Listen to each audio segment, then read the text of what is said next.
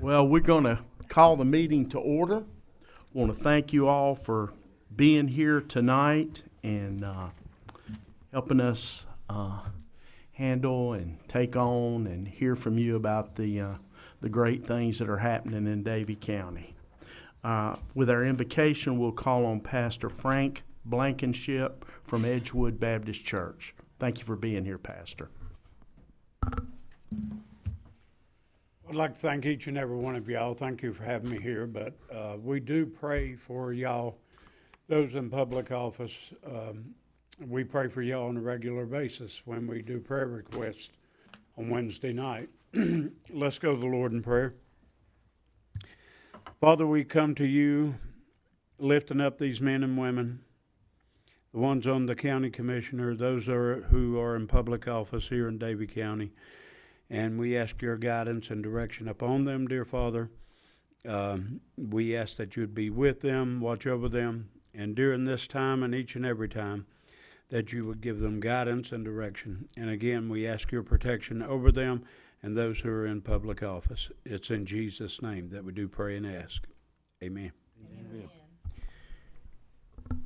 And tonight, with our leading us in the pledge, Mr. Glenn Spark is a U.S. Army retiree after serving our country for 26 years. His military occupational specialty was a vehicle mechanic. Mr. Spark was detailed during Desert Storm as a recruiter, where he earned his recruiter's badge. Later, he was cross-trained to run heavy equipment and had assignments with multiple medical companies, combat engineers, quartermasters, and field artillery.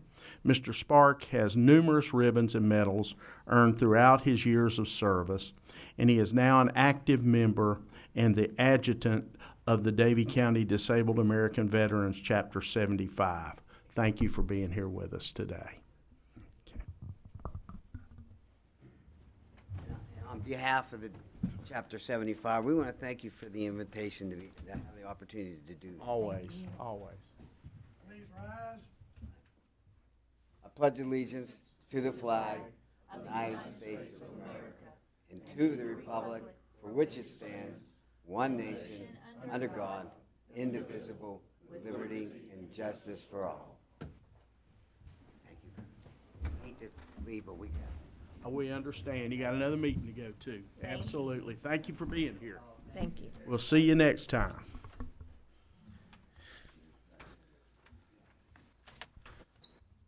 Ethics and conflict disclosure. Mr. Vogler. Thank you, Mr. Chair. Pursuant to North Carolina General Statute 160A-86 and Davie County Board of County Commissioners Code adopted on December 2nd, 2019, I'd ask each of you, before you adopt the agenda, if there's any actual, potential, or perceived conflicts of interest on any matter that come before the board for a vote tonight. If so, speak up and let the board know at this time before the agenda is adopted. Mr. Chair, seeing no one speak up, we'd conclude there's no actual, potential, or perceived conflicts of interest of any board member. Thank you, Mr. Vogler. Before we adopt the agenda, do we have a motion to remove an item? Mr. Chairman, I'd like to make a motion to remove item 10A from our agenda for tonight. Okay. Do I have a second? Second. Okay. Any discussion? All in favor of removing that item? Okay. All right.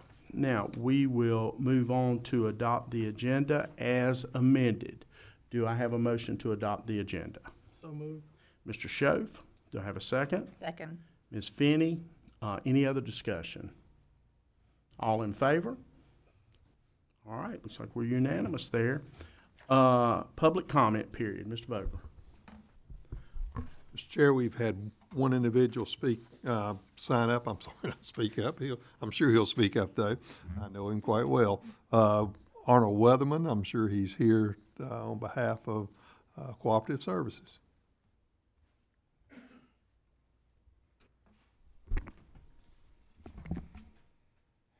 And I think he realizes he has 3 minutes.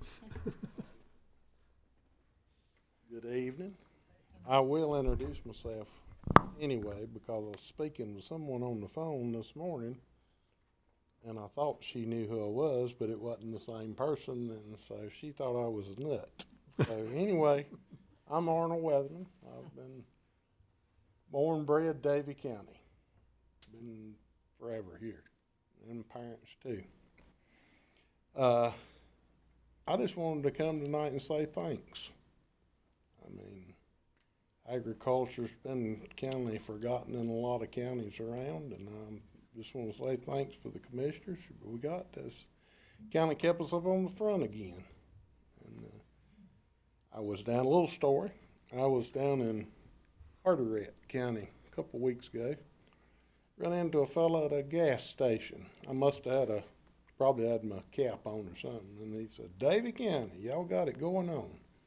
And I didn't get to speak with him much, you know, and he mentioned about conservation farm family. And so I went over to a meeting in Pitt County, and Davie County was brought up there too. And congratulating the commissioners and the people and leaders of our county that's for what they're doing with agriculture. So we're being talked about, and just want to thank y'all. And thank you for your funding of our budget for the Soil and Water Board. I mean, appreciate it. And we'll try to make use of it and make you proud. So that's all I was wanting to do is say thanks. Thank you. Y'all, thank you. Thank you. Mr. Chair, that's the only one that signed up tonight for public comment. And hopefully on item 11A tonight, we'll take another step toward recognizing our folks in our agriculture community, which is our whole community. That's all of us. Thank you so much for being here. Public hearing, Mr. Barnett. Thank you, Mr. Chairman. Tonight we have Mr. Johnny Easter to talk about a road closure on Point Road.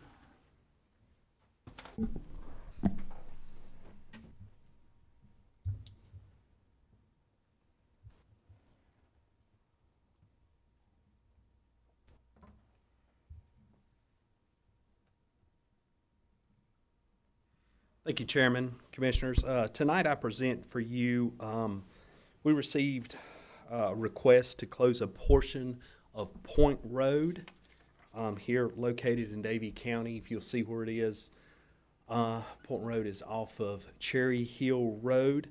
The property owners are Land Trust of North Central North Carolina. A few years ago, a portion of the road was closed and a gate was put up. Towards the end of it, as you can see to the top of the property where it kind of cuts back, that's where the existing gate is at. What they're asking to do is shift the gate up, as you can see up here, kind of towards where it says the Yadkin River, that portion up there. There's some natural gas pumps in that general area. They're wanting to shift the road closure up closer to those pumps. That's a little bit more going in. It's a little bit south of that property. Currently, the road closure, they're wanting to shift it up about 0.6 miles, the gate up towards it. So we received that request from that, posted it, put it in the paper. At this time, I'd be more than happy to address any questions or comments we have about this. Any questions? All right.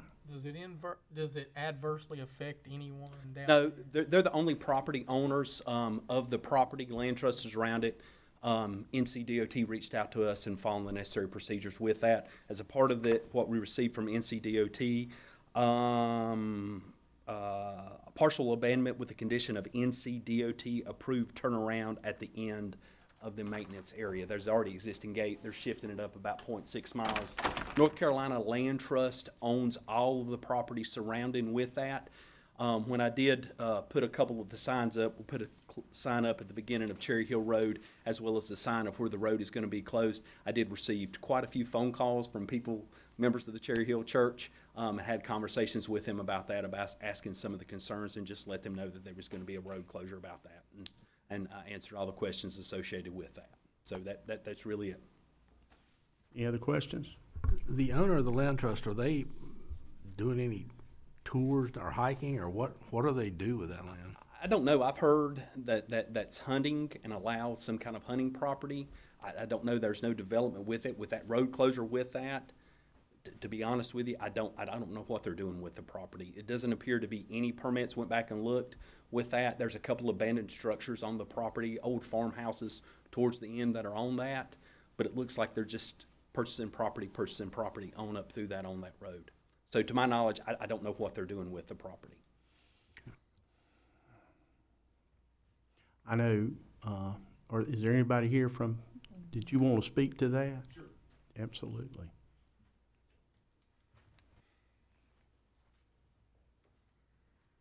Good evening, Commissioners. My name is Travis Moorhead, 204 East Ennis Street, Suite 120 in Salisbury. I'm the Executive Director of Three Rivers Land Trust, the owners of the property. The reason that we asked for the property, asked for the gate to be moved up, we did purchase additional property where we own both sides of the road now, and we have had a problem with trespass and with theft. As for the actions that we actually do on the property, we do provide public access on occasions. That we do have a program that allows hunters to hunt the property. It is the public that can join a program called the Sportsman Access Program and receive access to hunt the property in approximately 200-acre blocks all to themselves. So glad to provide details of that to the commission if you'd like more information about it. We do attract people from out of state. This is our most popular property that we have that program on, and we hope that it benefits Davie County from a tax perspective and the hotels and stays that come from those hunting expeditions that happen on the property. Hunting is a part of conservation. It's really the foundation of conservation, so we thought it was important to have that. The property is also actively farmed. Over 136 acres is actively farmed and is a part of the agriculture that a gentleman spoke to earlier that takes place on the property. The property also has conservation easements on the property that prohibit future development. That gives you some roundabout ideas about what we do with our property. We have really reached a termination point as far as moving anything further. We're open to other ideas, suggestions. When I first started almost 9 years ago, we had talks with state parks about potentially turning it into a state park.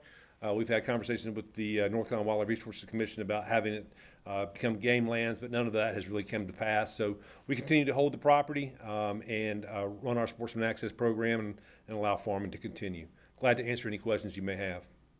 I will make a statement, Mike. I believe it must have been more than 9 years ago because Travis, you were not there yet. We took a tour of that area out there. Beautiful, beautiful.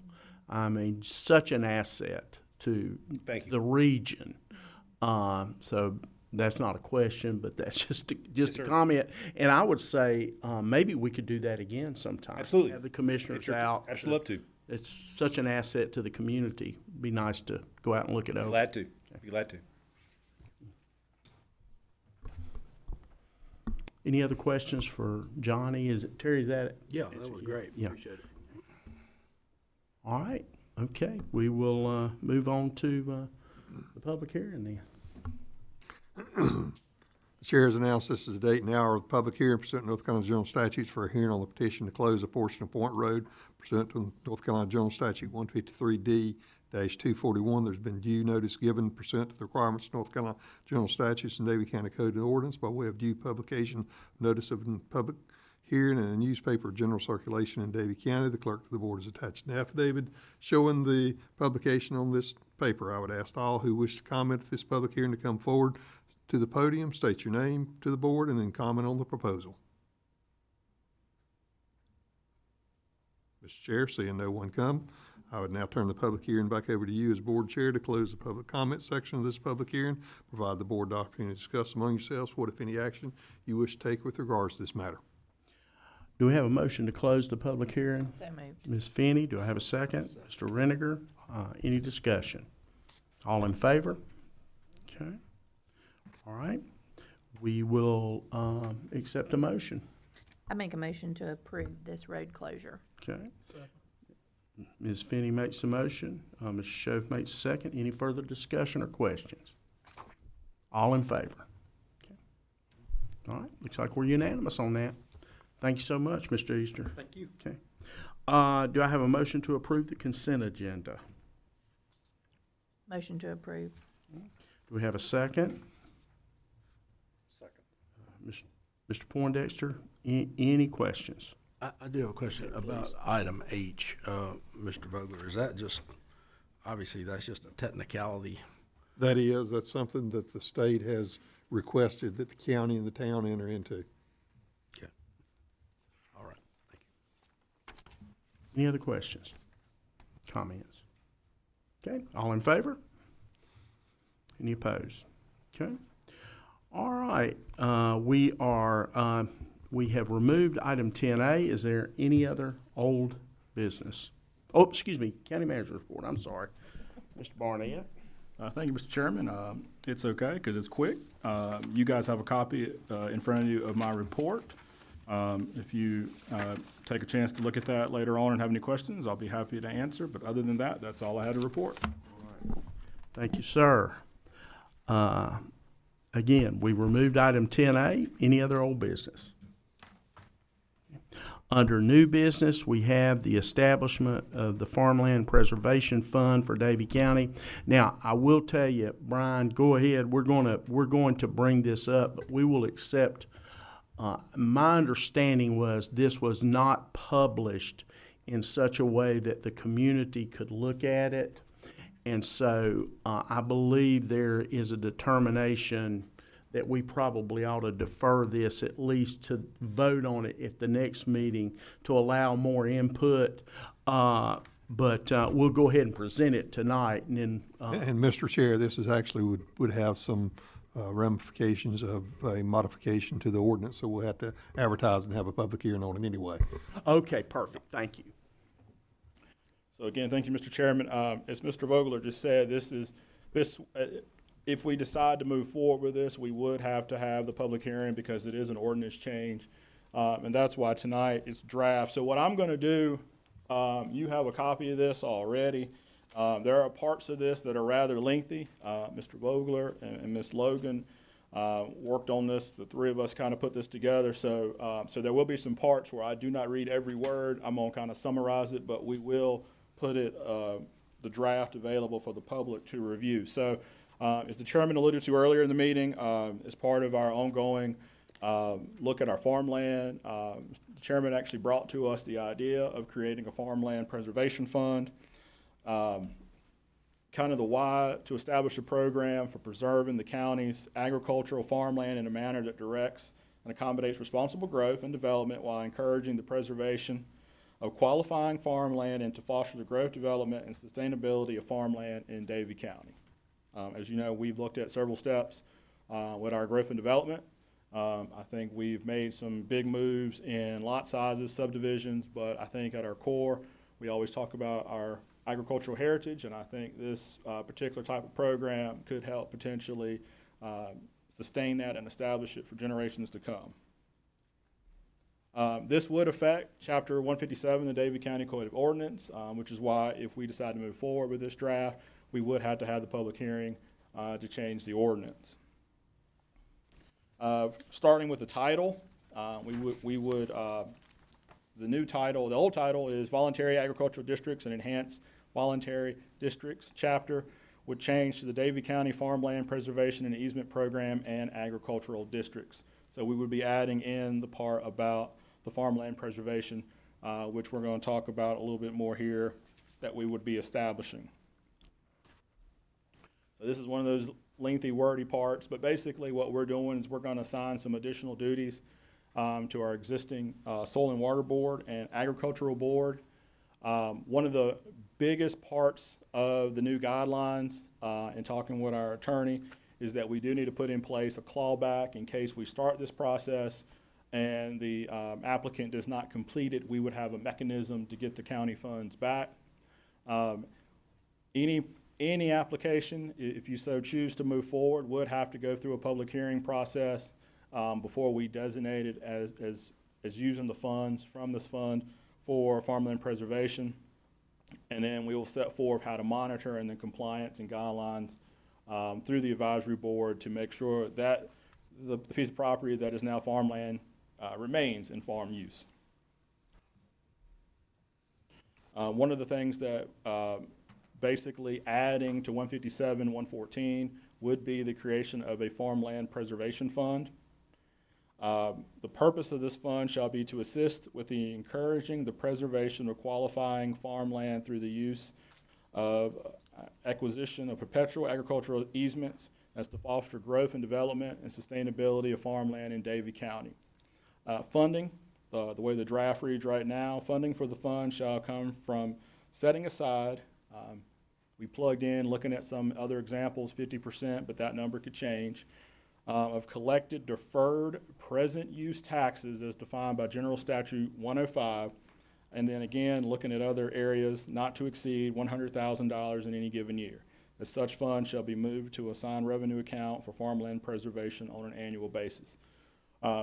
While those two numbers are there, again, looking at examples from other places, we can come up with our own as we move forward, but as putting some numbers in here to get us jump-started, that's the amount. As you guys know, present use value, if a piece of property is farmland, is in present use, if that farmland is sold or changes use and it no longer qualifies for present use value, there is a repayment period looking at old taxes, and that is the amount that would be used to set up this fund. That's what we're looking to create.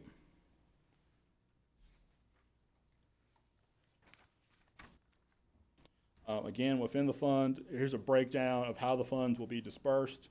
There's a process, so if we were to have properties that move out of present use and we move the money into the fund, the process would be that in working with the Soil and Water Board and the Agricultural Board, they would make recommendations to you all, and you all would have to direct us as staff to move that money to start any type of farmland preservation fund. So there's a trigger in place that would be brought to you for your approval based on the, and I'm going to talk about it, recommendation and ranking system from our agricultural boards before anything is set in place. So there would be a trigger if it moved out of present use, but once it's in the fund, it has to come back to you all before it can be used for any particular easements of farmland moving forward. So here's some responsibilities and duties from a land permitting. Primarily, if you look at the middle bullet point there, talking about farmland preservation ranking system, the farmland preservation ranking system will be used to rank and prioritize applications received from landowners seeking to donate their conservation easements. This way, our folks within the Soil and Water and Agriculture Advisory Boards can discuss those properties to determine which ones will be the best ones for this particular program. And then that way you guys can see what's coming down the pipe as well and making your decisions on how to use the funding. There are some minimum criteria. Agriculture and forestry land must meet the definition of qualifying farmland as defined by General Statute 106, 744, which includes being used as a bona fide farm purposes. As terms described in General Statute 106, 143.A and 160D 903 must be at least 10 acres and continuous, or 10 acres in size or continuous to a 10-acre tract, which is perpetual conservation easement already exists. So either 10 acres of size or a piece of property next to an existing easement. The landowner will have to go through an application process, and again, this will be reviewed and ranked by the Soil and Water and Agricultural Advisory Boards, so they can make that presentation to you all of which way to move forward. Once we move forward, the two boards will work to, or the Soil and Water Board will work to keep all documentation, keep all monitoring, again, to make sure that if the property moves into farmland easement, that's what's taking place on the particular property. Brian, I got a question I'd like to ask on this, if you don't mind. Sure. I know this has been being done for a considerable amount of time. It was my understanding that it was state and federal grants that this was done through before. Is that something that's being passed down to the county, or is this something the county has always had a finger in? I'm not really, I'm going to turn to Robin to see. I'm not familiar with any grants that the county has used. It could have been done in the past, but this would all be money funded from existing properties that move out of PUV. I'm sure there may be grants out there available to help seed this process as well too. I know there's a group in Davidson County that has been very active in Davie County as far as putting land into preservation, farm preservation. And I was just wondering if this is something that we're gonna be asked to do from now on instead of the federal or state government being involved in it. This has been done by counties around us. We're not the first to do this. We're not reinventing the wheel. Rowan County just set aside a farm preservation fund. I think it's separate from what you're talking about, Richard. We're talking about taking and designating funds that we previously had not been. It's not a federal pass down that we have to do it, or we just believe it's a good step to take to effectively use those funds. And I think maybe what you're talking about, Richard, is North Carolina Department of Agriculture and Consumer Services. They have a separate fund themselves, and all that's been established in Raleigh, and you have a process in which you make applications for monies and so forth, and then that can be passed on to the landowner at that point in time if those applications are accepted.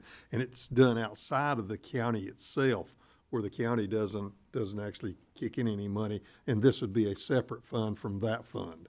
And also, we've already got in North Carolina some funds that are established, some trust funds that are established, and all that you may be talking about. That's a good possibility. I just wanted to make sure that this wasn't being passed down to us. Now, this would be in addition to what Raleigh at this point in time has in the way of funds. Well, you never know what's going to happen later on down the road. Okay. Thank you. Yeah. And then finally, our next steps we would be required to have a public hearing. We could do it as early as the meeting in September. We just need to advertise for 2 weeks. Yep. And I think we can make that happen.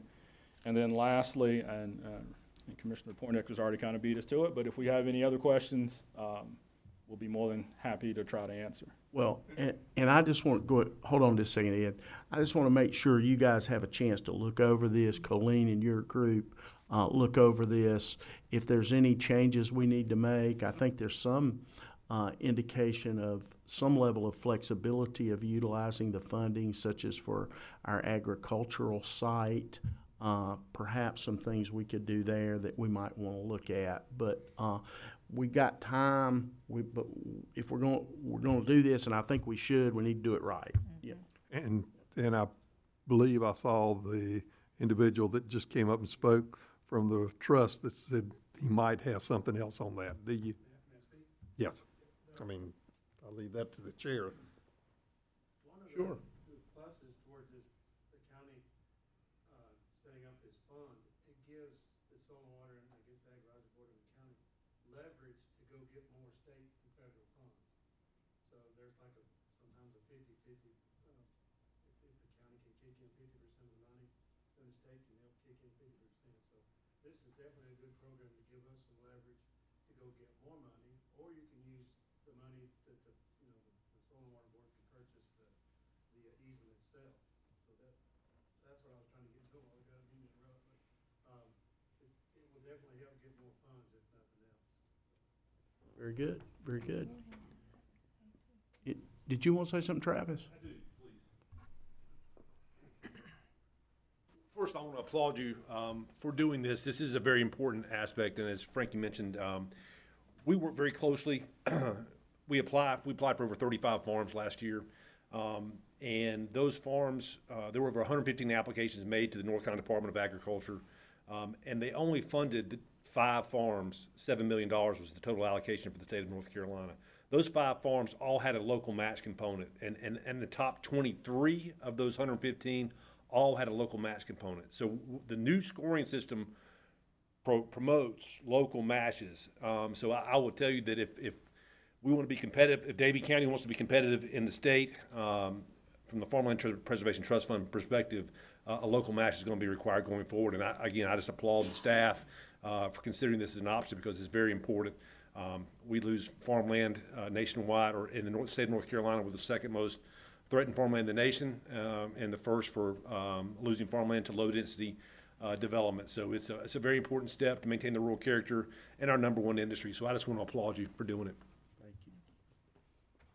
Any other questions for anybody in the audience or Brian? I have a question. I understand the $100,000 was just a placeholder for the discussion, but do we know any idea how much revenue we're getting that's coming off of farm deferment in a given year? So in a given year, I couldn't tell you the exact top of my head. I know when we first started this program, towards the end of spring, we did a 4-year look back, and it was roughly about 400,000 that had gone out of PUV back into, 400,000 that was part of those deferred taxes that had to be paid back. Okay, thank you. Other questions or comments? All right, well, let's look over it and we'll make a determination if we want to, within a week or two, if we want to do the public hearing in September. Otherwise, we'll look at it in October. But this is a great start, great start. Thanks to the staff for putting it together. All right, commissioners' comments. Brent, you want to lead us off? Just thank everybody for coming out tonight, to hear us do our business and so forth. Have a good rest of your week. Richard? I'd just like to mirror what Brent just said. Thank you all for coming out. It's nice to look out and see a bunch of faces looking back at us. Hope you come back next month. Thank you. Terry? Thank you, Mr. Chairman. Yeah, I appreciate everyone coming out, and Mr. Weatherman, I appreciate your comments. You please come back next month, and I hope everyone's having a good summer, and we'll look forward to seeing you next month, hopefully. Thank you. Ms. Benita? Thank you, Mr. Chairman. I just want to give a couple shout outs. I was privileged to witness Krista Ramroop and Katie Brewer from our Health and Human Services give a presentation to a community club about adult protective services, and it was very informative, and the audience was very receptive, and I was very proud of them. They did a wonderful job, and there were a lot of things they were able to share that community group was not aware of. And Arnold, I thank you too for coming, but the true thanks goes to you all who have chosen to be farmers and career farmers. We really appreciate that you are maintaining that tradition and the hard work that it entitles. So, one more thing I want to share. Saturday morning at Davie Little League, there was a presentation called for a POW and MIA Chair of Honor that was established at Davie Little League Park, and Mr. Matt Sane was the organizer of that event, and they are doing something there to try to call attention for the young people that participate there to our veterans and the veterans that are still missing and those that have lost their lives in service. And it was a wonderful event, and the gentlemen, our veterans that were here to help with our pledge today, were part of that as well. And I just want to give a shout out to Matt and for Jerry at the Little League for what they did and what they're doing to educate those young men and women while they're playing ball. They're doing everything they can to be a benefit to this community, and I just appreciate it. Thank you all for being here tonight. All right. Again, thank you for being here. We're going to go into closed session pursuant to North Carolina General Statute 143-318.11A5 to establish or instruct the public body staff or negotiating agents concerning the position to be taken by or on behalf of the public body in negotiating the price and other material terms of a contract or proposed contract for acquisition of real property by purchase, option, exchange, or lease, or the amount of compensation or other material terms of an employment contract or proposed employment contract. To consider the qualifications, competence, performance, character, fitness, conditions of appointment, or conditions of initial employment of an individual public officer or employee or prospective public officer or employee, or to hear or investigate a complaint, charge, or grievance by or against an individual public officer or employee. Statute 143-318.11A3, to consult an attorney employed or retained by the public body in order to preserve attorney-client privilege between the attorney and the public body to consider a proposed settlement. Do I have a motion to go into closed session? Make a motion, we go into closed session. Ms. Finney, Mr. Poindexter, all in favor? All right, we are in closed session. We'll be back hopefully shortly, but we'll see. That spiral pattern. All right, motion to go back into open session. Mr. Richard, Second. Ms. Benita, all in favor? Okay, motion to adjourn. Mr. Richard, Terry seconds, all in favor. We stand adjourned. I guess